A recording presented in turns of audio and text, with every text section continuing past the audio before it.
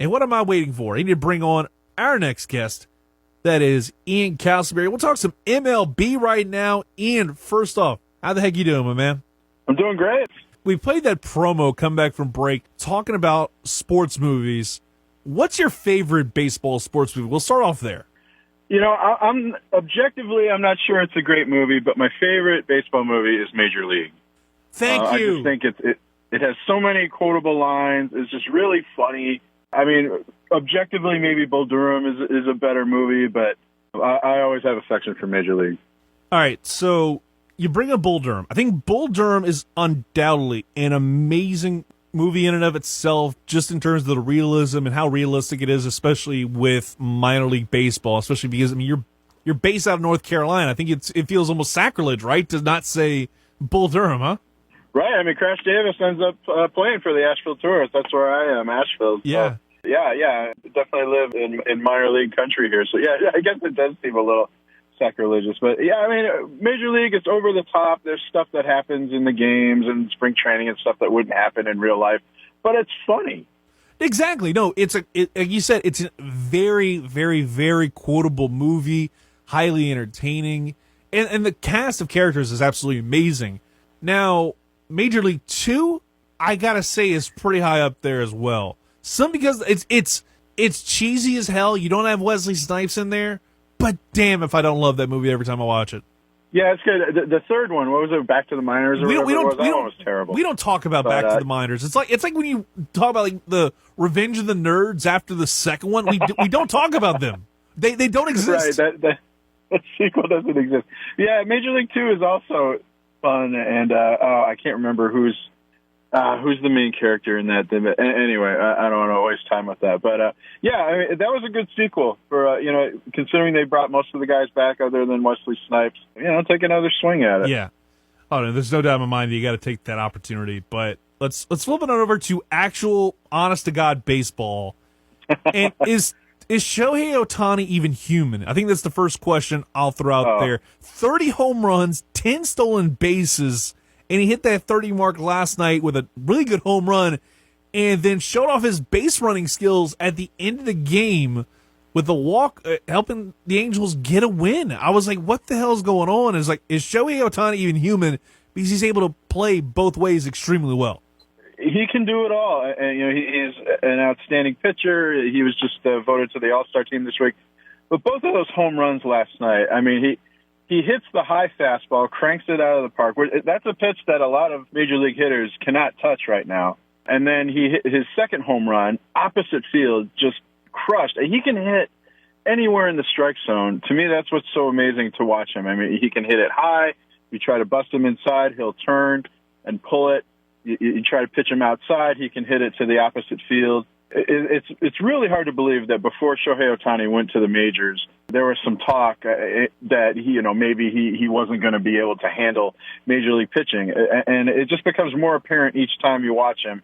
And it's a little bit too bad that the Angels are on the West Coast. That baseball's two best players to watch right now.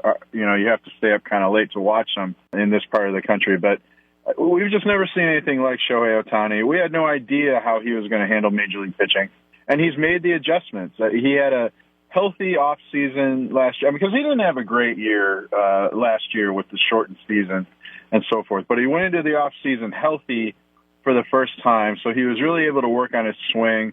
From what I understand, he really concentrated on strengthening his lower half, and I think that's really allowed him the power to reach every pitch, especially outside, high in the strike zone, that he can use his legs and his hips to really drive the ball. And isn't it crazy that you have, like you brought up, it's a shame that they're on the West Coast. It's a shame that the Los Angeles Angels are just one game below 500 right now and currently 4th out of 5 in the AL West, which has been highly competitive with the Astros and the A's.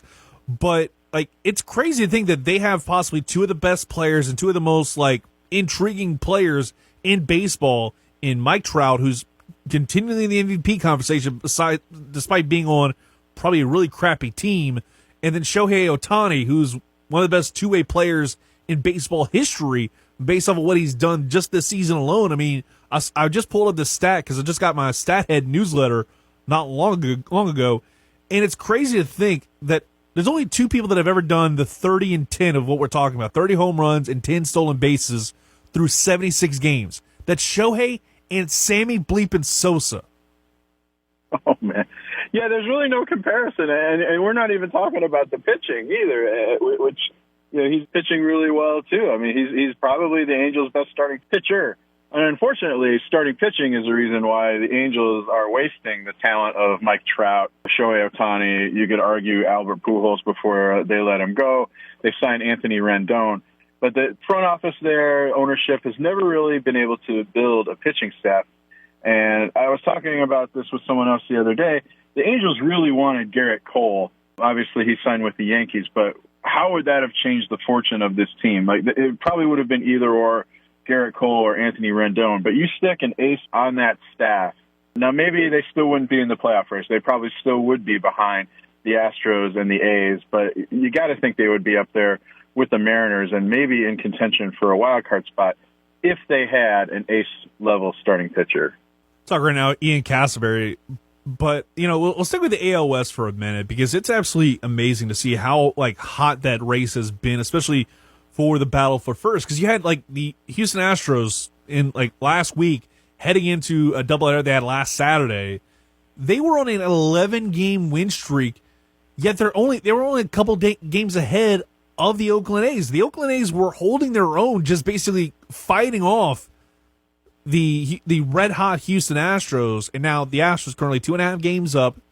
As we approach the All-Star break, I think they took full advantage of this light schedule that they had, in that because we're nearing the end of the 20 games and 20-day gauntlet they had with the Detroit Tigers, the Baltimore Orioles, and you had them twice, and you got swept against them the second time, but we don't talk about that.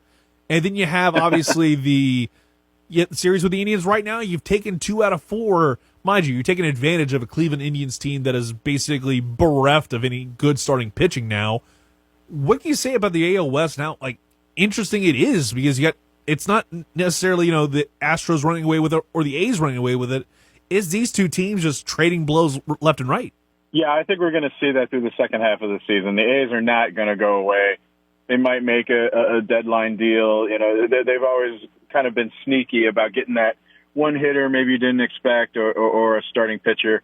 And the Astros, of course, at the deadline, I assume they're going to pursue some pitching. Obviously, their offense is incredible. They lead the major leagues in runs and run differential. They're allowing, even though they're allowing the second fewest runs in the American League, if you add a top starting pitcher to that staff, I think that could be the difference in the AL West race. But yeah, I don't think they're going to be able to shake the A's throughout the second half. The A's just won't go away.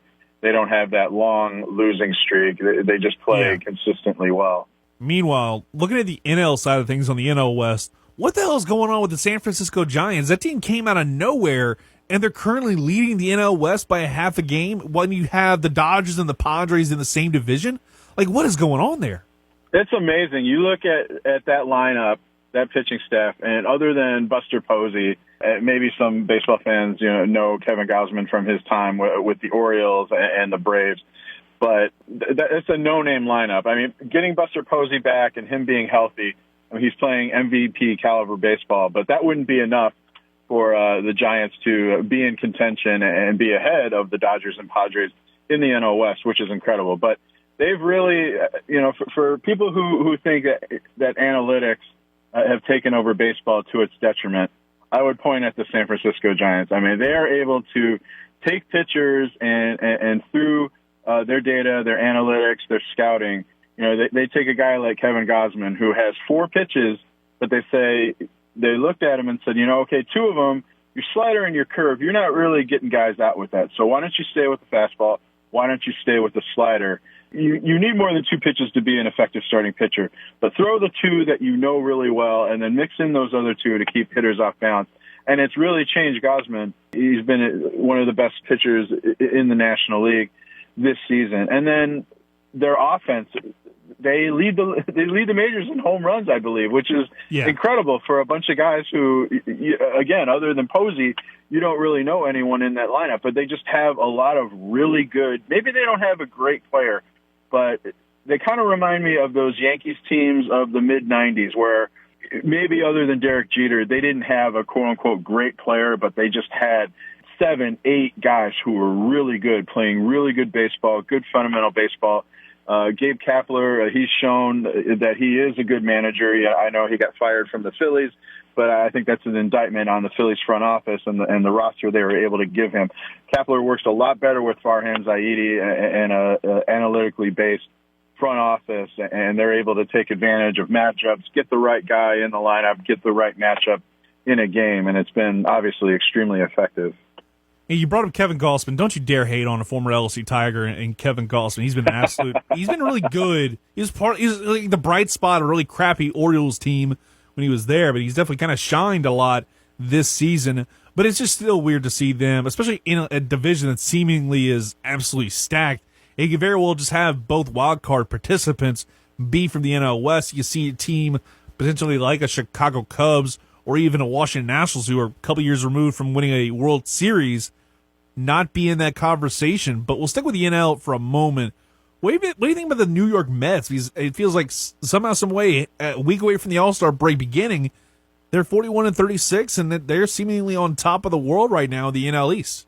They have the pitching. They've always had the pitching led by Jacob deGrom, but their offenses needed to come around. And I think what the Mets really needed to finally separate themselves from the rest of the pack. I know the Nationals are creeping up on them, and they will be in the wild card race. But Francisco Lindor turning himself around. I mean, he just had an abysmal first 2 months of the season, and maybe he's still trying to find himself a little bit, but he is able to drive the ball now, get on base, create some havoc on the base path. I think maybe the pressure of being traded to New York and being signed to that big contract immediately, I think Lindor maybe let that get into his head a little bit, put a lot of pressure on himself. But he has the potential, other than Ronald Acuna Jr. with Atlanta, Lindor has the potential to be the best player in that division. Juan Soto is another star. But I think it's going to come down to the deadline maybe. Can the Mets add maybe another bat? They probably don't need another starting pitching, but if they get bullpen help, there are always relievers available at the deadline.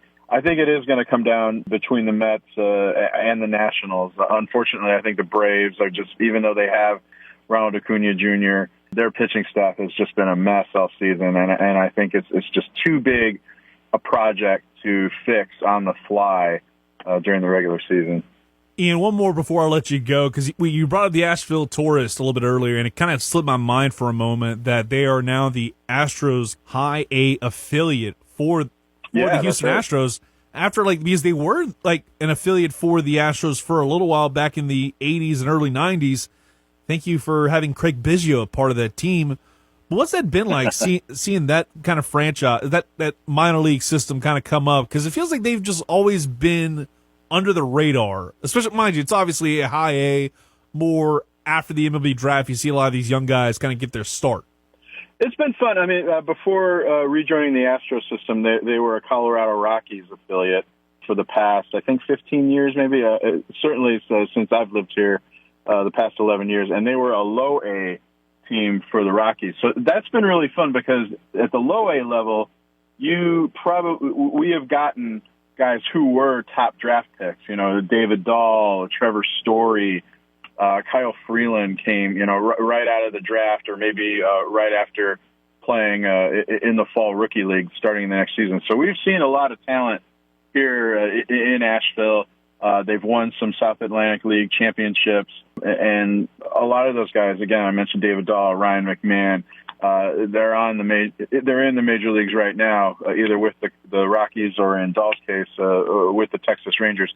So it is exciting to see the tourists move up another level and to get arguably some better talent to watch from the Astros system. But I get the feeling that this season, especially, with no minor league season last year, this is the first year that fans have really been able to see the tourists in action, and I think they're still familiarizing themselves a bit with the Astro system after following the Rockies minor league for so long. But it is going to be very exciting to have a high A level of minor league talent from the Astros system here.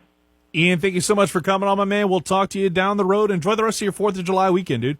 Hey, you too, Clint. Thanks so much for having me on. All right, that was our guy, Ian Castleberry. You can follow him on Twitter if you want some baseball or just general, sports talk. He's your guy at Ian Cast. Appreciate him joining the program.